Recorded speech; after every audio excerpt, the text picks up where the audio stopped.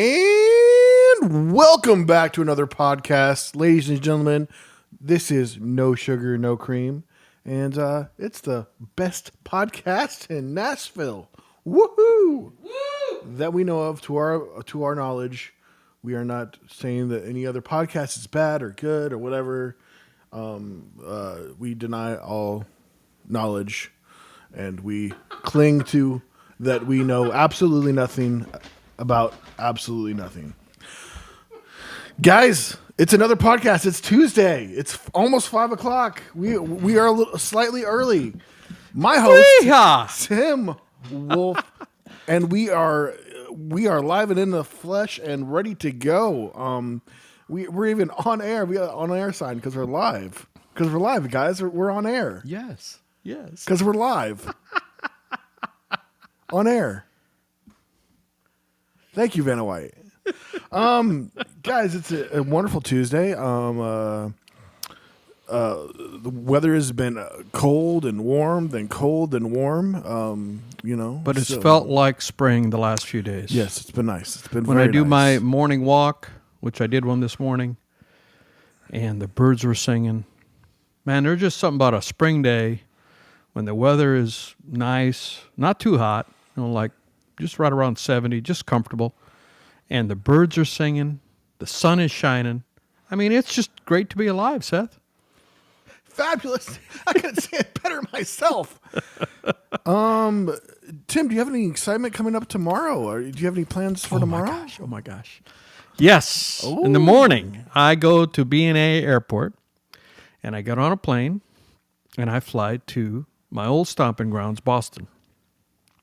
And I have a ticket to see the Boston Celtics play probably one of the top teams, if not the top team in the NBA, other than the Celtics, the Oklahoma Thunder.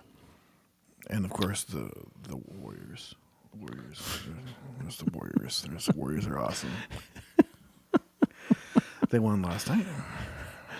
And it's going to be a big game. It's going to be a big game. And it's going to be a test for the Celtics, no doubt about it.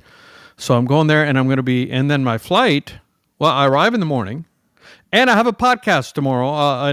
Got invited. Patty Hunter from Indiana invited me to be on her internet TV show, and I'm going to be on that around noon. So watch for that. You better plug our podcast. Of course I will. If I get a chance, of course I will. You're going to be on live. What does that air on? What does that air? I should be better prepared for pitching that. I'm so bad. I need to do better at pitching these opportunities. I probably will be. I probably will be kicked off. Live on the air. Ooh, that could make for a good podcast next week. All right, Tim. Yeah. So anyway, I'll post that so you can all watch that.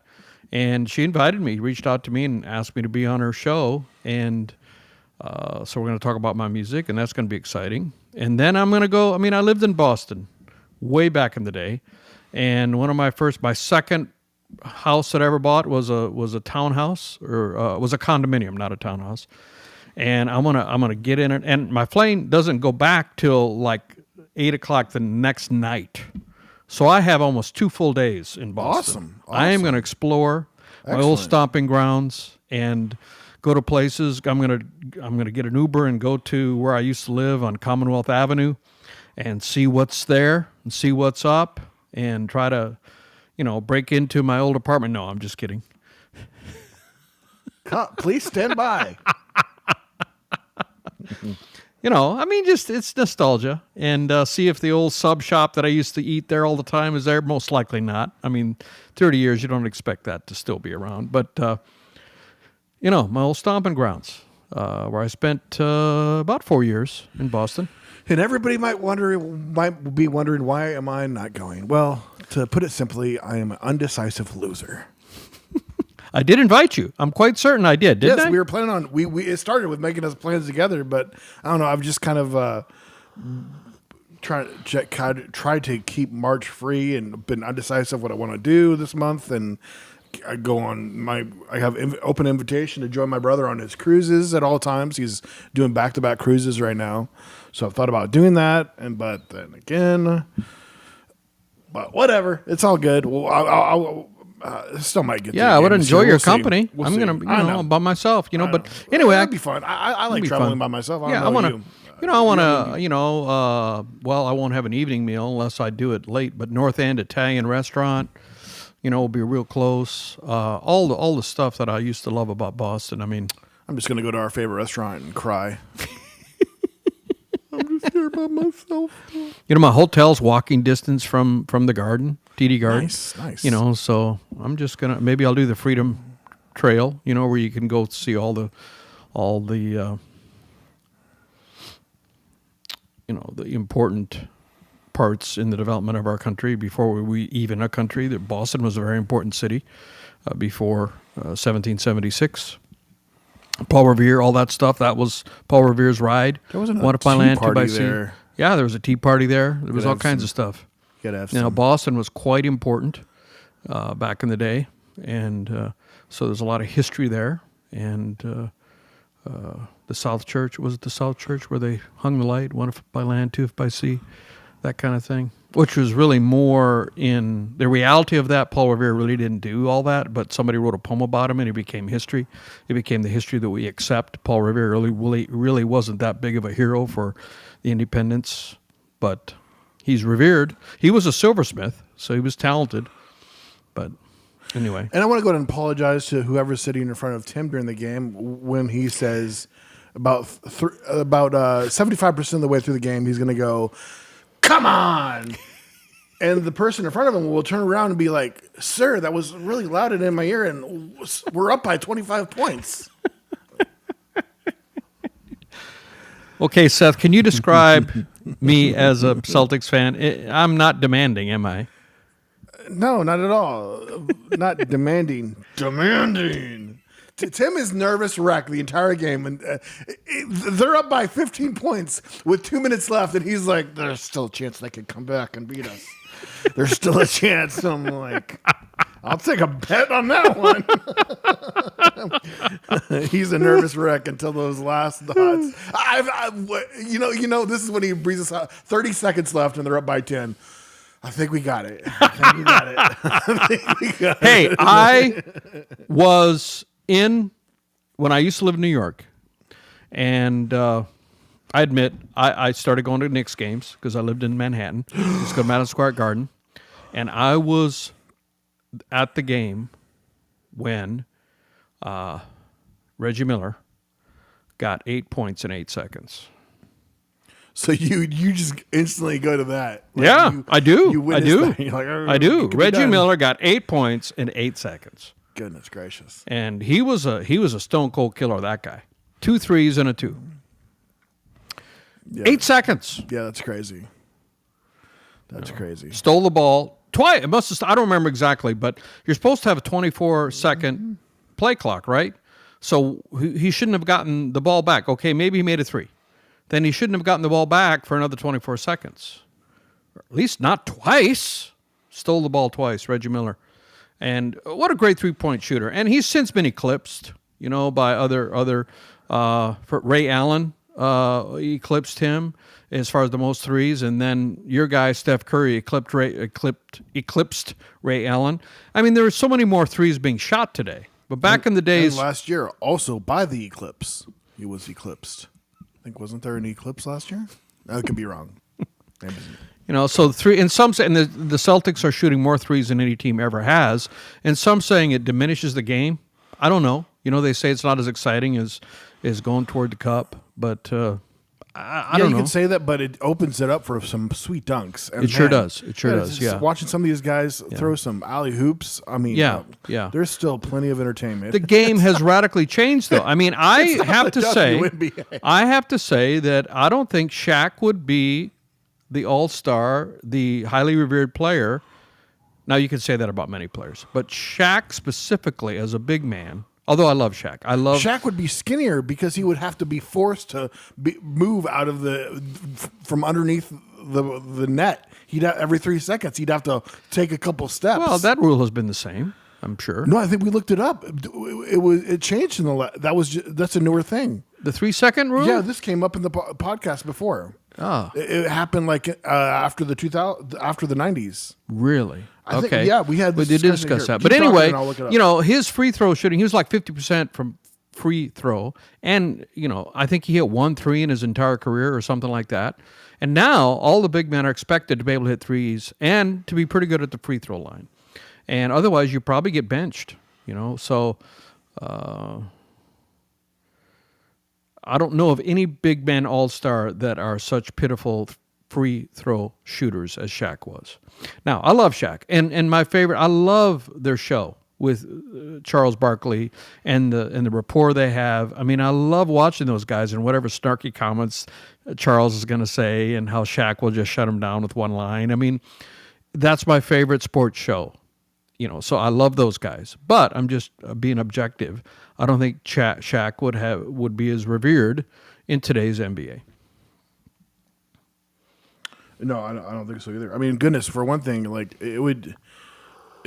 like him not being able to shoot any free throws or just do anything. Like, in fact, I mean, even back in the day, I remember a lot of people not being able to stand him because they just felt like all he did was just use his weight. Like it was nothing. His height and weight, yeah. His height and weight, and that doesn't work as well these days. I mean, well, for one thing, you could foul a lot more in the 90s, I would say. There was a lot more fouling going on, a lot more physical game, which is interesting to think about how a lot of players would struggle to adjust to that just because of how well he could foul. I mean, goodness, I think Jordan would. I mean, a lot of people would know a lot of it can do his moves now just because of him.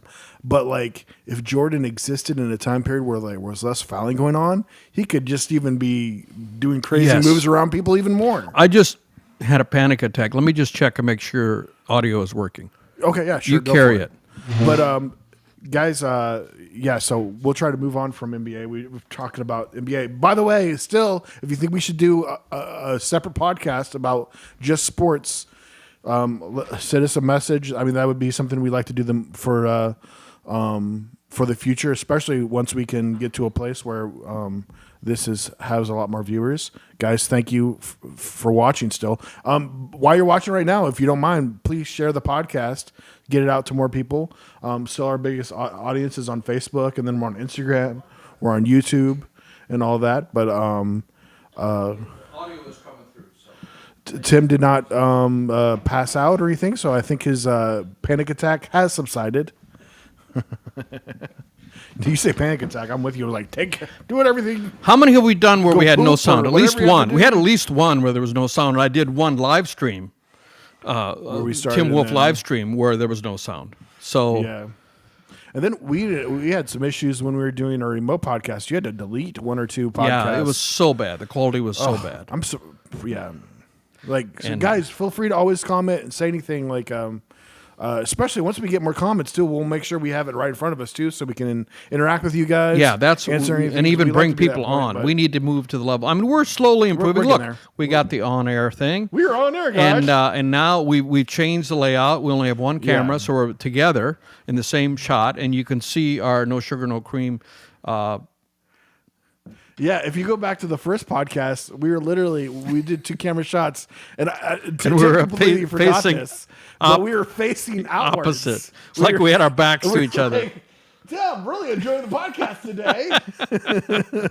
So we're improving. This is 34, number 34.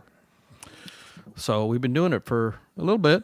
Yeah, We're still just babies in this, though. I mean, we should put a baby. yeah, we are. I mean, Just so wanna what are some of the people you watch? They're in the hundreds, or like what's some of your favorite podcasters that you watch all the time? Well, Joe Rogan's well over 1,000 plus, but he's been around for. How about your Then daddy you or have, something? Probably the number 2. That girl, that woman, she's something. Your daddy. What is that? Yeah, she's probably.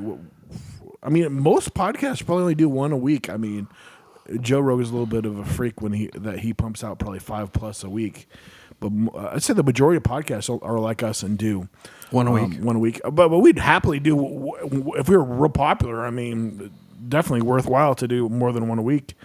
But it's crazy how like it has turned into quite the career for people. And then I know one of the best ones out there.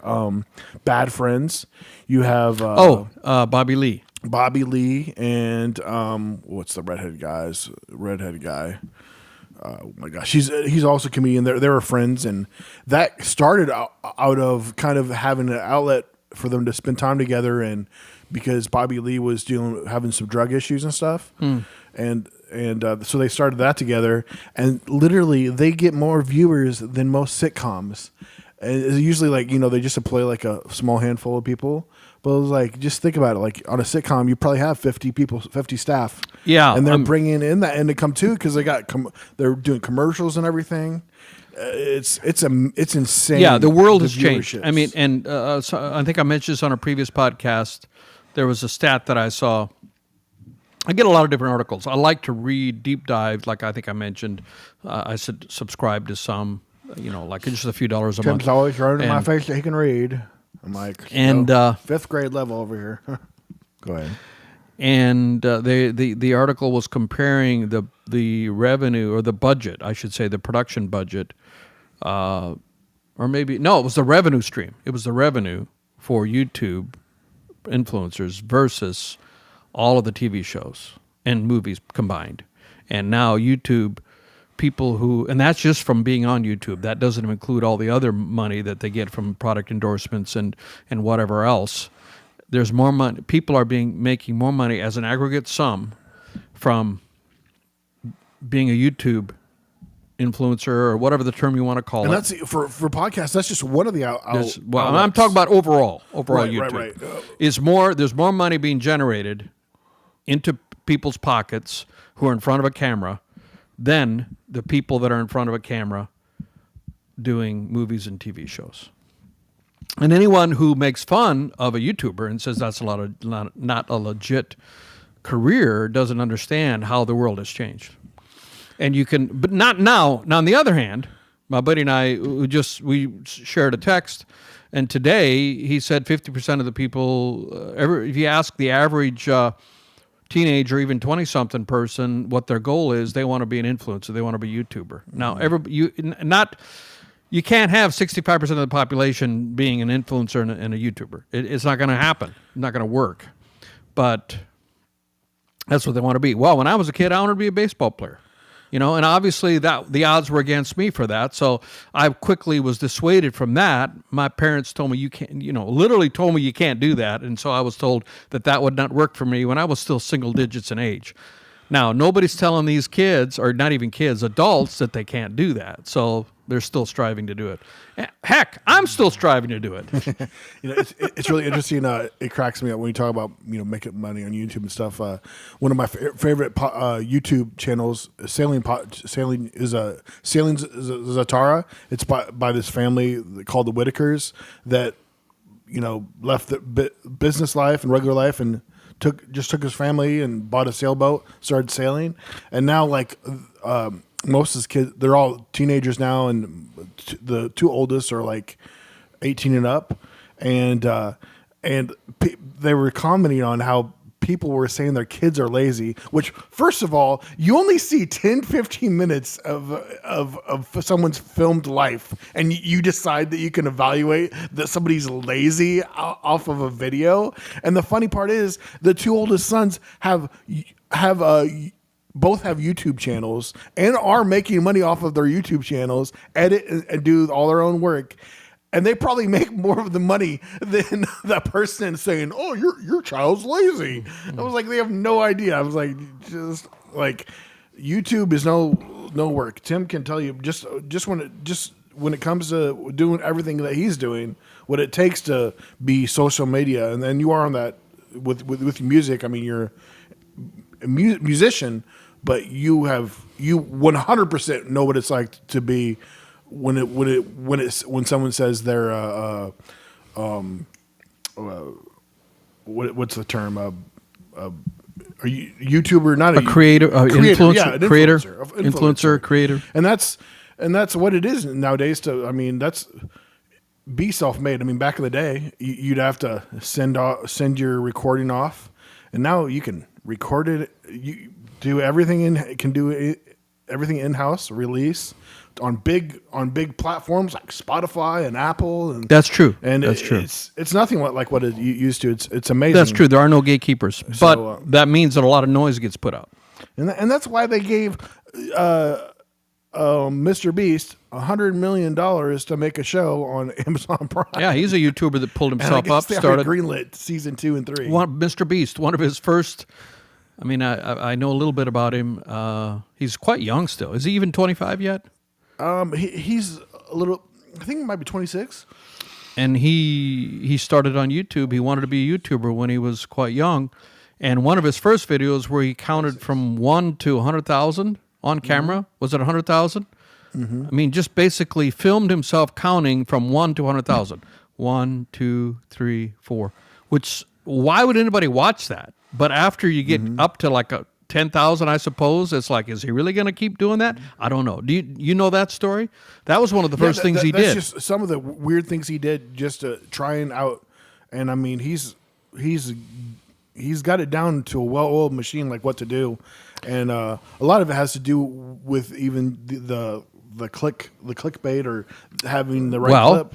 He for the thumbnail. Now, if you're on YouTube, and because I went to Vid Summit in where he spoke, and he was the keynote speaker, and he talked about what he does for his YouTube, and he's even much bigger than he was then. That was a few years ago.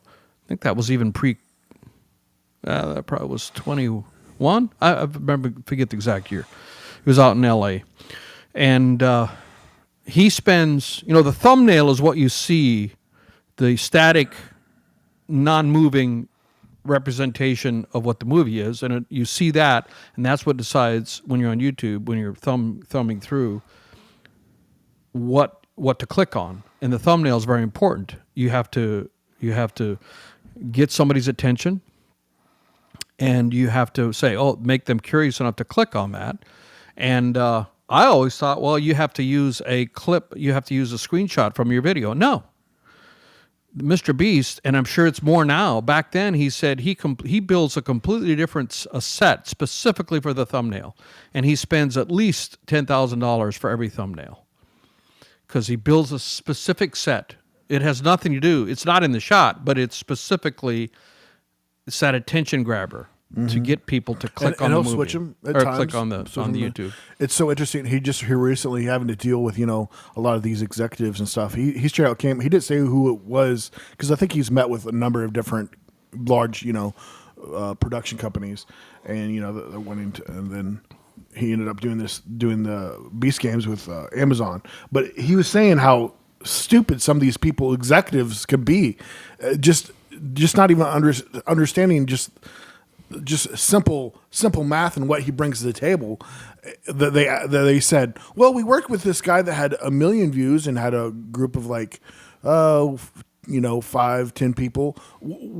Who says what says you can bring any different than what he does? And he was like, I do 200 million views and I have over 50 people working for me. I'm like, if you can't just quickly do the math and not realize that, then he was like, this guy should not have a job.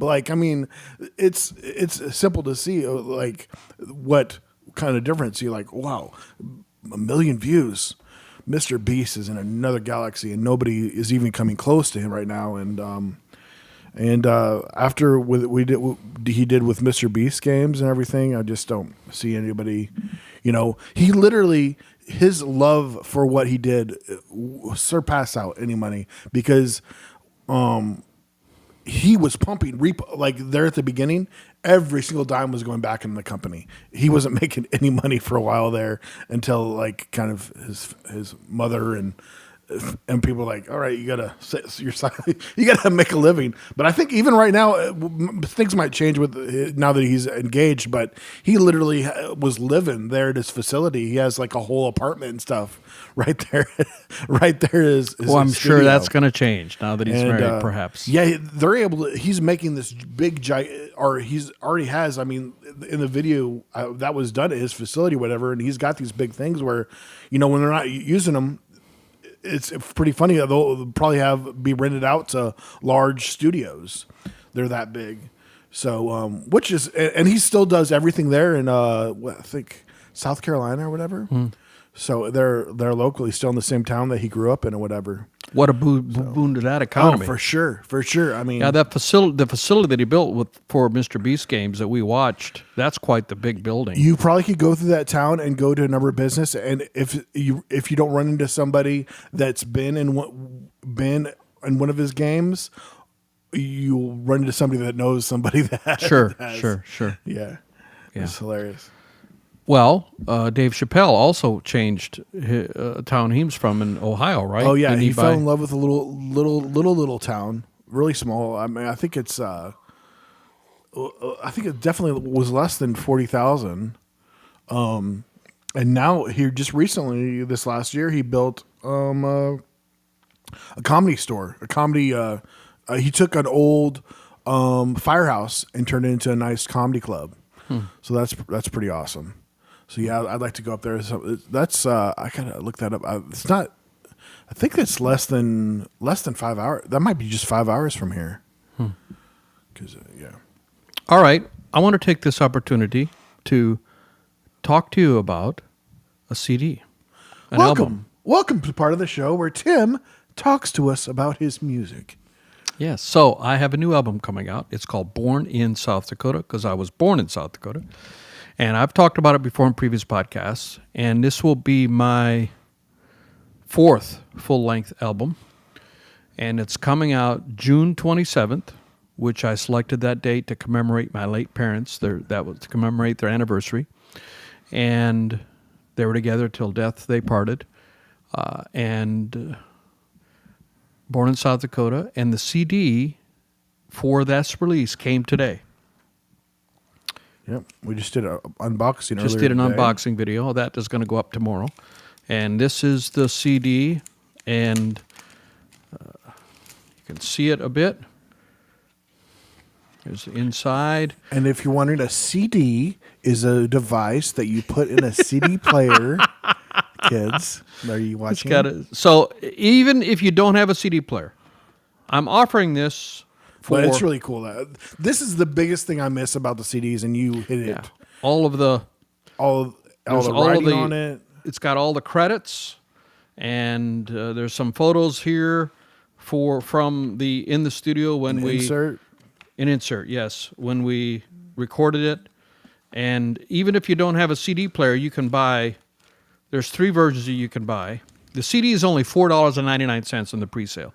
That is free shipping. Yeah, we used to spend. I must be insane. Am I insane? You're insane. I used to spend $15 on a CD back in the day. $4.99 delivered to your house, or you can buy the WAV files for $4.99, or you can get the vinyl album for $17 free Or you can shipping. buy nothing, and we'll hate you forever.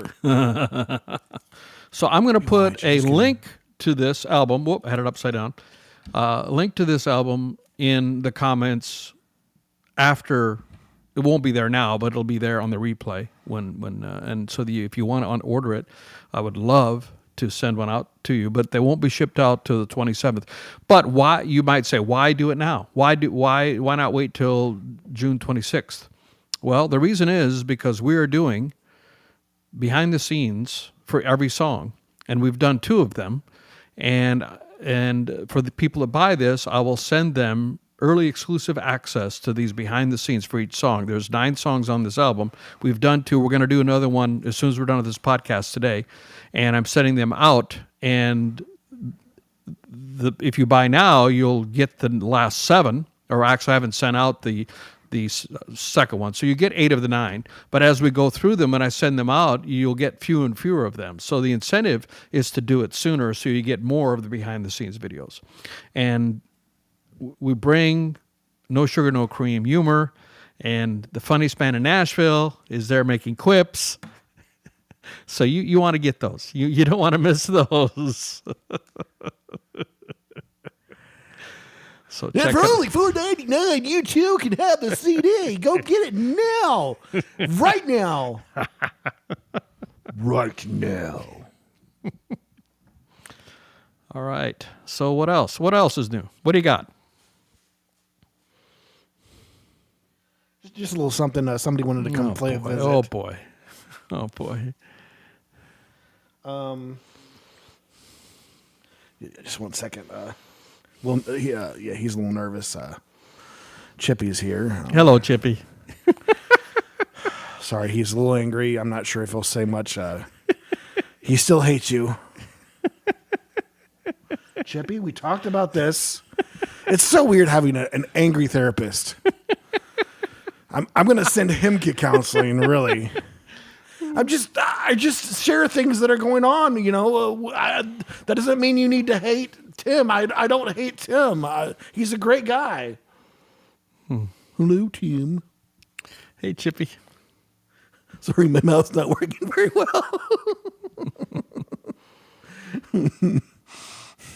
But anyways, he just wanted to come supervise, make sure everything's going well. He's nervous he's feels like my well-being is in jeopardy, and I let him know he's not. And I don't know if I'm not giving him a fish or what's going on, but yeah, guys. By the way, if anybody doesn't know, this is Chippy. This is my therapist. I pay him with fish.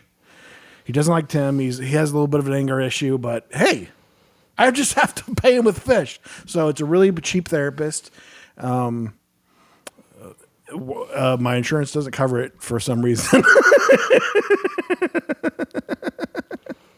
But yeah, you know, he doesn't take, but he's a good listener. He's a good listener. But do you have anything you want to say to Tim? Okay. All right. Thank you, Chippy.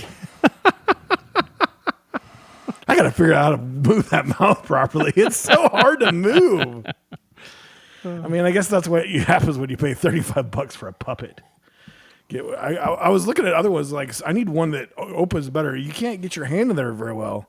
But I mean, really, it is a skill too to just get it to talk. I mean, my dad could do puppets really well. He did at our church, and then my dad was a retired pastor, and one of the most impressive things was, like, our church, the town was only 1,500 people, and they would put on a kids festival during the summer, like, they go on, and we would get the biggest numbers. There was, like, still only 1,500 people, but there was like 7 churches, and we would put on, we would have the largest audience out of all these other churches, and probably one of the smaller churches too. But my dad put it together, and in fact, there was one year where we had all these guinea pigs at home. My dad was giving kids guinea pigs. Wow. As a gift or whatever, or just like for just being there. And all these kids were getting guinea pigs. It was. I can't remember. I'll have to ask him about that. But I remember him giving away guinea pigs, and he gave away a bunch of guinea pigs. But the puppet thing comes into play because there was 2 other, like, high school age or junior high age kids, and he taught them puppetry, and they all learned it together, and they had these puppets, and I think he maybe even had one on hand. But it was a whole thing where, like, behind the curtains, and they did songs. And he would do it so well because you'd have to learn. I'd probably instantly do it. Is not to bite your words. You want your mouth to go fluid. So then, really, you have to go. You got to trick yourself to do it correctly because your natural thing is to, when you say something, is to chomp down on your word because you're going. Your hand is doing it. And he became really good at it, and he trained these other kids to do it, and they would do songs and stuff. And one of the coolest things, I wasn't even a kid, but I remember it. They had a song where they went and it was talked about bubbling over. I think it was like God's love is bubbling over or something. And they would put on a balloon or put on balloons. What do you call them? Water balloons, not water balloons, but just regular, like, blow balloons. It's not balloons. What are they called? Bubbles. I couldn't think bubbling because it's bubbling over. So they had a bubble machine, and so he'd start singing this song, and all these bubbles would be going over, and all the kids are going crazy because all these bubblers are going over, and they put on quite a show. It was really impressive doing that. Of course, I mean, the ventriloquist thing is another level, and that could be pretty entertaining, which is kind of a dying thing. It's really super not popular. it's fairly uncommon, it's for a comedian to have puppets. There's only a few that are popular, but there was somebody that won the America's Got Talent or whatever that won for it, and he's got a show in Vegas, and then there was a girl that won too. So it is popular, but it's like fairly uncommon to. Well, there is that guy that was quite, who's got the different characters. He's got the old man, and he's got the Muslim terrorist guy, the skeleton. The skeleton, yeah. Yeah, and then what else? He's got a few other characters. Yeah, do you know what they're all wooden. He makes them himself. Wow. Or, well, some of them are wooden, but he makes them all. He designs them and makes them from scratch. He's very talented. I can't think of his name offhand. Me neither. Me neither. But anybody, I mean, he has is like the 4 biggest characters. in the world. There's one like redneck guy, I think. What are all his characters? He's got Peanut, this like goofy looking alien looking weird character with one of the Jeff Dunham. I remember it because the puppet always Jeff said, Dunham. Yeah, Jeff Dunham. Jeff Dunham. Yeah. That's the guy. Yeah, he's hilarious. But I haven't seen him in a while. I wonder if he's slowing down. I think he just travels. He hasn't had a special come out in a little while. He's got a couple on Netflix and everything anywhere, but yeah. He added here in the last couple of years. He added another character. Oh, he's got a pimp, and he's got a little bit of a lisp. It's hilarious. Where he like talks like like a little bit of a lisp or something. But it's this black guy puppet that's a pimp, and it's hilarious. He does it so well. But oh, he's got a jalapeno on a stick. Oh, yes. I remember that. Yeah. Funny guy. Funny stuff. Yeah. I went and saw a comedy the day, last Friday, 2 weeks ago, a month ago, not even a month ago, a few weeks ago. I don't know if I mentioned, I ran into, if I mentioned on the podcast, but I ran into Steve-O.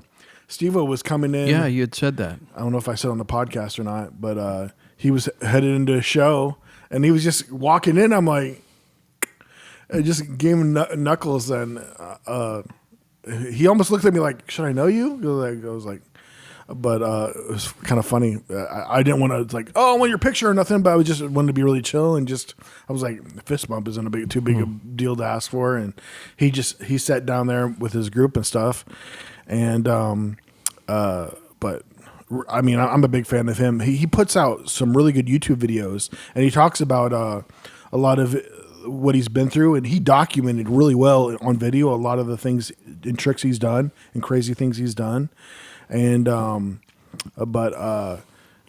so he'll break down and talk about in detail, and he's a really good storyteller, so it's really fun to watch. And who's the leader of all of that?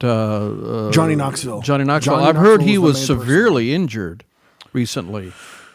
Kind of ended his career. That's been a little while, but he was literally, I think, had like a pee bag that he had an injury. Something, yeah, really bad injury. I think that might have been from the bull. I'm not sure, but he was he's still in the newest one. He probably didn't do anything. They had some newer guys that were part of it, but even one of the newer guys even got bit hardcore by sharks. I think they weren't even filming the new Jackass. They were filming something for Shark Week even, and one of the guys, one of the new cast got hardcore bit by shark. But yeah, they put their body on the line for the laughs, and it's so interesting. That show ended up getting picked up because Tom Green stopped his show, and Tom Green stopped his show, and because that was MTV back in the heyday when it was real popular.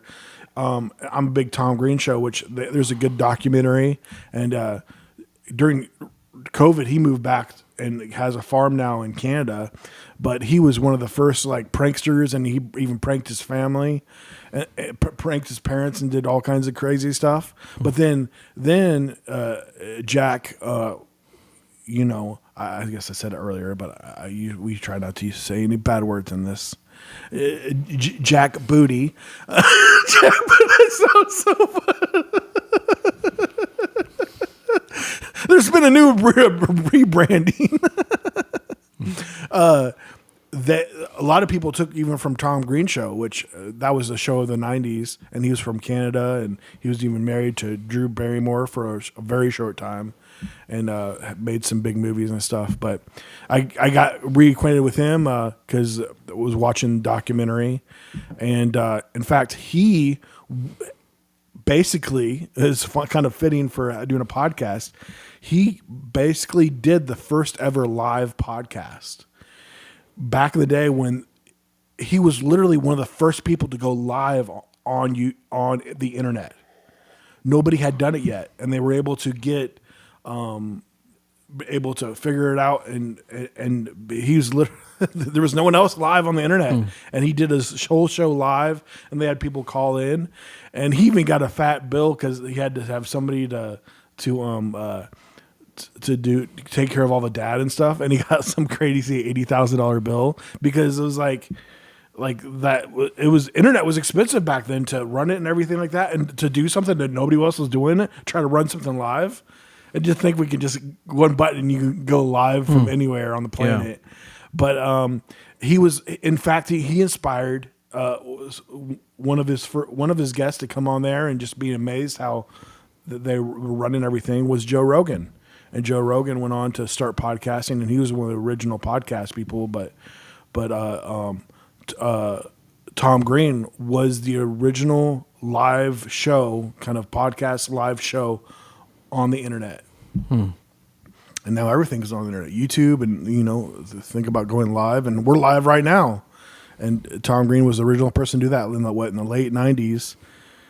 And now here we are, 25 years later, and it's anybody that wants to can go live on Facebook. TikTok, I think you got to have so many followers or whatever, or I think you have 1,000 followers. So it's I think it's 1,000 followers on TikTok to go live.